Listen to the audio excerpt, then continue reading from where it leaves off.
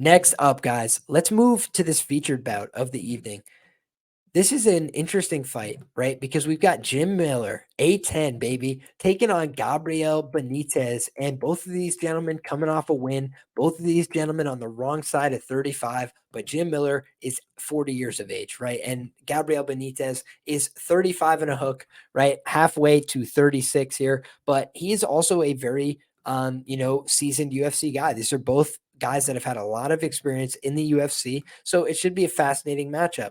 Now, I want to just shout out a couple of the people in the chat as well, because we've seen a lot of great contributions tonight. Shout out to Claire Kim with the very kind words, says, "You're the sharpest in UFC. I'd love to see your breakdown in boxing as well." Hey, well, thank you very much. I definitely won't have as seasoned an eye for watching boxing. I'll just level with you, but I always will try and do my very best research. So if I come to you guys with some boxing takes and some boxing opinions tomorrow before the day of reckoning, then know that I did give it some real thought, some effort, and some energy between now and then. So I appreciate that. And if anybody else has thoughts on the boxing, please let me know. Shout out to Marco Para, says Walker can come through Ankalaev, but he's a Pandora's box. You never know what to expect from him. Great point. Kristen made a similar point as well about, maybe not that consistency from Johnny Walker, but I would argue that we've seen a little bit more consistency since he's been at SBG Ireland, but certainly still a lot left to be desired from Johnny Walker.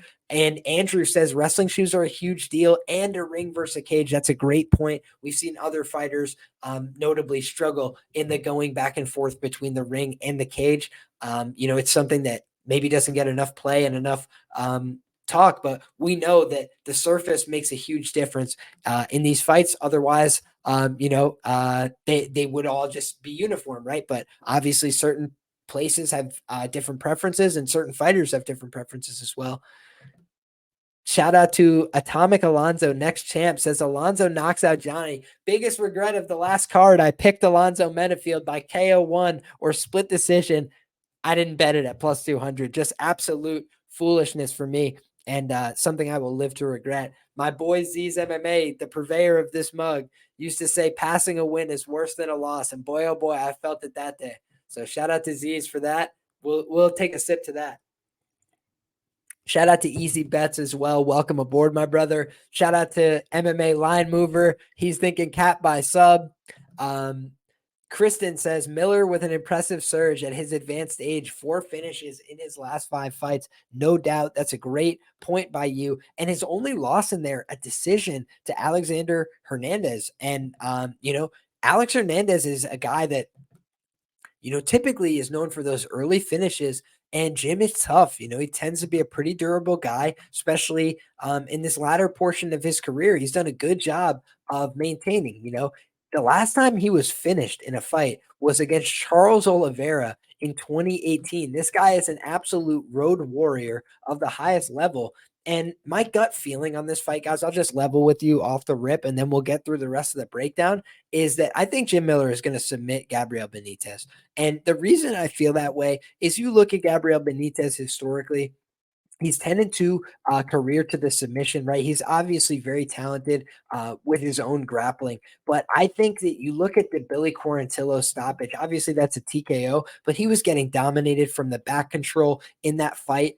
It was kind of a mercy stoppage there. I do think that a guy who's a little less violent and a little more committed to the grappling, or a higher level black belt like a Jim Miller, could have easily finished if they were in a similar position. Now, on the other side of things, we also saw, Gabriel Benitez went out there, swung hammer for hammer with David Onama, ended up getting finished in that spot. But then he bounced back with a win over Charlie Ontiveros. I mean, with all due respect, I think Charlie Ontiveros was kind of like a free square type of win. Hey, Moggly, sorry that you got beat up in the last couple. Let's get you out there. Let's get you a win. Let's get you back on track. But now I think that the A side of this matchup is Jim Miller, right? I think that Jim Miller is a guy that's done a lot of solids for the company. They're still signing the checks for him at 40 years of age. But, if they had ran out Jim Miller and it's against Patty Pimblett, right? It's against Chase Hooper. It's against somebody like this. I'd be thinking to myself, man, a young guy, they're trying to build him. They're trying to make a name off this guy.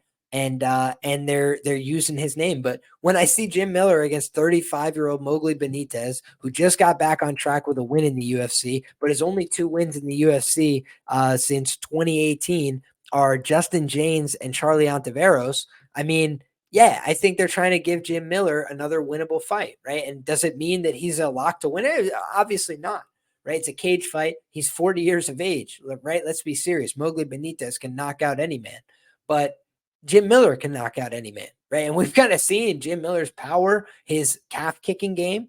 You know, I've said this too as a potential theory. This is a good one, my man. Call me crazy. Jim Miller versus Dustin Poirier at UFC 300. I mean, I think it's a non-zero possibility that we see that fight. You know, it would be a rematch. It would be two guys, two legends on the circuit, kind of looking for fights against other older guys, legends of the game. And, you know, Dustin Poirier says that he's not really interested in fighting these young, hungry up and comers, right? He's kind of looking for the big fights, looking for guys that you know, have that legacy implication. And Jim Miller is a guy that he could go out there, run it back with, you know, give him an honest rematch. Because honestly, Jim gave him a tough fight. You know, Jim gave him those hard calf kicks in the early going, and really made him had to dig deep and find another way to win that fight. So I think that, you know, looking at the overall record, I'm just not sold on what I'm seeing from Gabriel Benitez. 7-6 overall in the UFC. You know, basically hanging on to that 500 record. Not a bad fighter, but a guy that is mostly meat and potatoes with the boxing. Has some submissions, but really not as much at the UFC level. And you're looking at Jim Miller. Is he beating the best guys in his recent run? No, but he's 25-16 in this company. He's a UFC lifer, damn it. I think he's going to go out there and smoke this guy, whether it's with that dangerous left hook or whether it's with that submission prowess. I just feel like Jim Miller, you know, he's playing on Lyme disease. He's playing on lost time. This guy just finds a way to keep winning fights.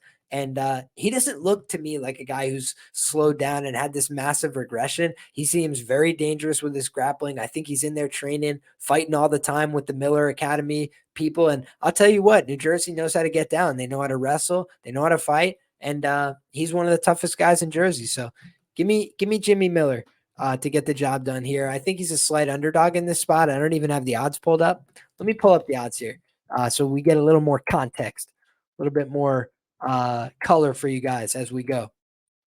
Jimmy Miller sitting at a plus 114 underdog. Yeah, man, that would be my lean. I also lean towards this under.